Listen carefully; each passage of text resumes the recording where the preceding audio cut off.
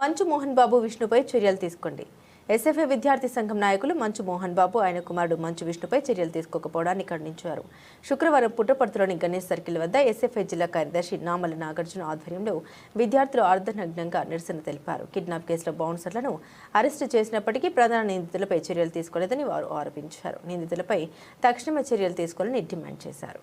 తిరుపతి జిల్లాలోని MBU Mohan Babu university ఏదైతే ఉందో ఈ నెల 2వ తేదీన ఆ మోహన్ బాబు యూనివర్సిటీలో జరిగే అక్రమాలు అదేవిధంగా అధిక ఫీజుల దందాను అరికట్టాలని కలెక్టరేట్ వద్ద నిరసన కార్యక్రమం చేయడానికి వెళ్ళిన ఎస్ఎఫ్ఐ నాయకుల్ని అతి కిరాతకంగా కిడ్నాప్ చేసిన సందర్భం ఈరోజు మనం చూస్తూ ఉన్నాం. అయితే దీన్ని ఖండిస్తూ ఈరోజు ఐక్య విద్యార్థి సంఘాల ఆధ్వర్యంలో రాష్ట్ర వ్యాప్తంగా అన్ని ప్రాంతాల్లో కూడా నిరసన కార్యక్రమాలకు పిలుపునివ్వడం జరిగింది.